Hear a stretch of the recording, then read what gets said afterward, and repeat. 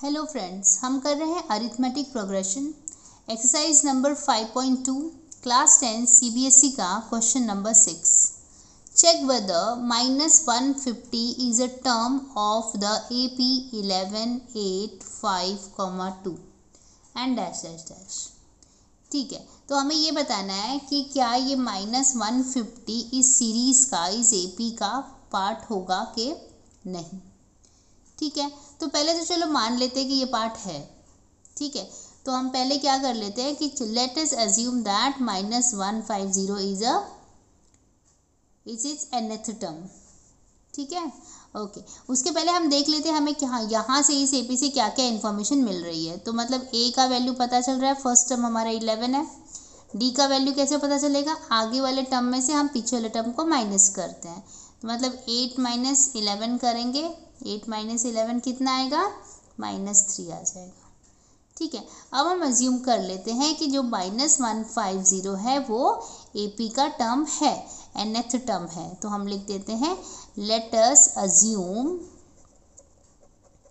That -150 is nth term of given AP। अच्छा, अगर उसका nth टर्म है इसका मतलब an इक्वल टू क्या हो जाएगा, -150। अब हमें an का फॉर्मूला पता है, क्या होता है, a + n-1 d equal to -150। तो मैंने यहाँ पर क्या किया है, मैंने खाली n का फॉर्मूला लगा दिया, an का फॉर्मूला लगा दिया है। अभी देखो a मालूम है, a 11 है तो लिख दिया यहाँ पे 11 प्लस n तो नहीं मालूम, d मालूम है क्या, यस, कितना है, -3 है तो -3 डाल देते हैं, -150 एज इट इज। ठीक है, 11 अपनी जगह पर रहेगा। ठीक है, अभी देखो -3 का मल्टीप्लाई अगर n के साथ होगा तो क्या बनेगा, -3n बन जाएगा। -3 इंटू -1 मतलब +3 बन जाएगा। क्लियर है, ओके। अभी 11 और 3 को अगर हम ऐड कर लेते हैं तो क्या हो जाएगा, 14 हो जाएगा। 14 - 3n इक्वल टू -150 बन जाएगा ये नंबर। ठीक है, -3n को मैंने ऐसे ही रखा, -150 को ऐसे ही रखा, ये जो +14 है उसको इधर लाऊंगी तो -14 बन जाएगा। ठीक है, तो मैंने यहाँ पे -3n लिख दिया। यहाँ पे जब मैं ऐड करूँगी तो ये क्या बन जाएगा, -164 बन जाएगा, राइट।